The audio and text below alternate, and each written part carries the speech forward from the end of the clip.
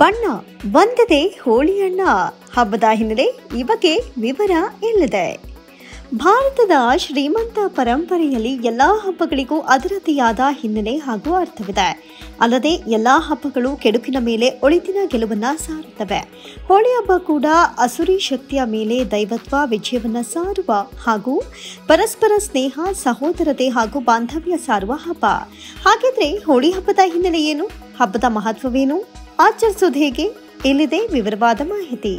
ಕೆಟ್ಟತನ ಸುಟ್ಟು ಬಿಡುವುದು, ಕಾಮ ಕ್ರೋಧಾದಿ ಅರಿಷಡ್ವರ್ಗಗಳನ್ನ ಅಗ್ನಿಕುಂಡದಲ್ಲಿ ಸುಟ್ಟು ಸದಾಚಾರವನ್ನ ರೂಢಿಸಿಕೊಳ್ಳಬೇಕು ಎಂಬುದೇ ಹೋಳಿ ಹಬ್ಬದ ಅರ್ಥ.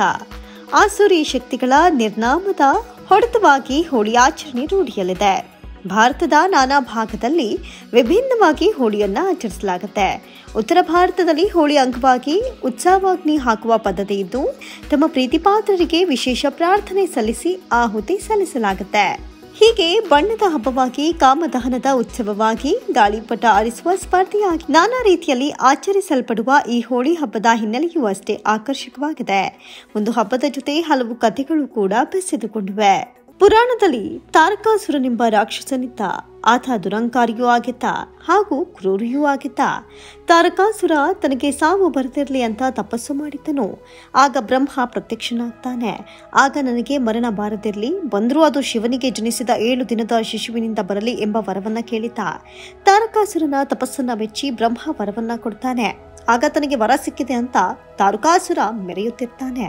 ಇತ್ತ ಭೋಗ ಸಮಾಧಿಯಲ್ಲಿದ್ದ ಶಿವ ಪಾರ್ವತಿಯ ಜೊತೆ ಸಮಾಗಮ ಹೊಂದಲು ಸಾಧ್ಯವಿರಲಿಲ್ಲ.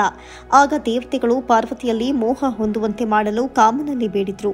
ಕಾಮ ಅಂದ್ರೆ ಮನ್ಮಥ ಮತ್ತು ಅವನ ಪತ್ನಿ ರತಿದೇವಿ ಈ ಸತ್ಕಾರ್ಯಕ್ಕೆ ಒಪ್ಪಿದ್ರು. ಈ ವೇಳೆ ಭೋಗ ಸಮಾಧಿಯಲ್ಲಿದ್ದ ಶಿವನಿಗೆ ಹೂಬಾಣಗಳಿಂದ ಹೊಡೆದು ಸಮಾಧಿಯಿಂದ ಎಚ್ಚರಿಸಿದ್ರು. ಇದರಿಂದ ಕುಪಿತಗೊಂಡ ಶಿವನು ತನ್ನ 3ನೇ ಕಣ್ಣಿಂದ ಕಾಮನನ್ನ ಸುಟ್ಟು ಭಸ್ಮ ಮಾಡಿದನು. ರತಿದೇವಿ ದುಃಖದಿಂದ ಶಿವನಲ್ಲಿ ಪತಿ ಭಿಕ್ಷೆಯನ್ನ ಬೇಡಿದ್ಲು. ಶಾಂತಗೊಂಡ ಶಿವನು ಪತ್ನಿಯೊಡನೆ ಮಾತ್ರ ಶರೀರವಾಗುವಂತೆ ಕಾಮನಿಗೆ ವರ ಕೊಟ್ಟನು.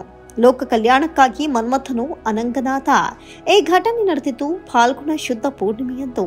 ಆದ್ದರಿಂದ ಈ ದಿನವನ್ನ ಕಾಮನ ಹುಣ್ಣಿಮೆಯಾಗಿ ಆಚರಿಸಲ್ಪಡುತ್ತೆ. ಇದೊಂದು ಕಥೆಯಾದ್ರೆ ಇನ್ನೊಂದು ಕತೆ ಹಿರಣ್ಯಕಶಿಪುವಿನ ಸಹೋದರಿ ಹೋಲಿಕಾ ಇದ್ದಳು. ಹಿರಣ್ಯಕಶಿಪು ತನ್ನ ರಾಜ್ಯದಲ್ಲಿ ದೇವರನ್ನ ಪೂಜಿಸುವುದನ್ನ ನಿಷೇಧಿಸಿದ್ದು, ತನ್ನನ್ನೇ ದೇವರೆಂದು ಪೂಜಿಸುವಂತೆ ಆದೇಶಿಸಿದ್ದನು.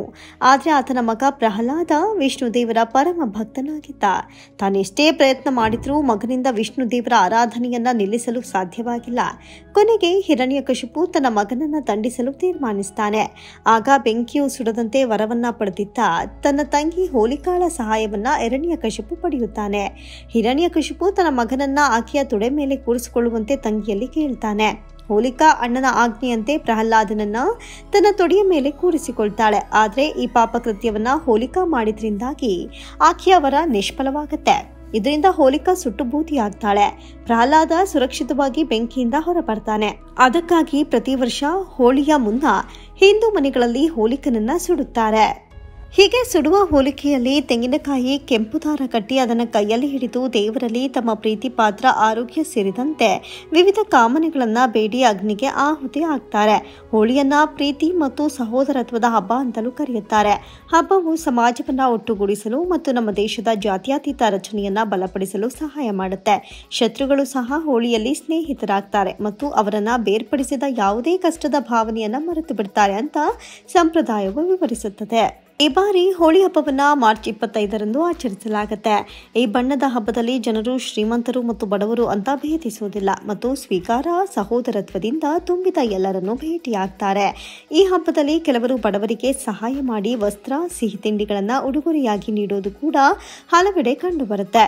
ಇದು ನಿಜವಾಗಿಯೂ ಸಂತೋಷ ಮತ್ತು ಪ್ರೀತಿ, ಸಂತೋಷದ ಹಬ್ಬ ಅಂತಲೇ ಕರೆಯಲಾಗುತ್ತೆ.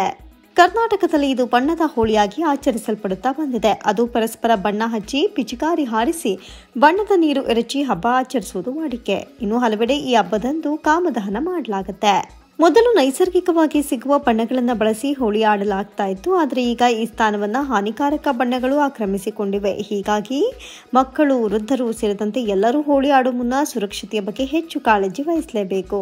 ಹಾನಿಕಾರಕ ಬಣ್ಣಗಳು ಶರೀರವನ್ನ ಸೇರಿದ್ರೆ ಹಲವು ಸಮಸ್ಯೆಗೆ ಕಾರಣವಾಗುತ್ತೆ. ಅಲ್ಲದೆ ಕಣ್ಣು ಉರಿ, ನೋವಿಗೂ ಕಾರಣವಾಗುತ್ತೆ. ಹೀಗಾಗಿ ಬಣ್ಣ ಎರಚುವ ಮುನ್ನ ಎಚ್ಚರ ವಹಿಸಬೇಕು.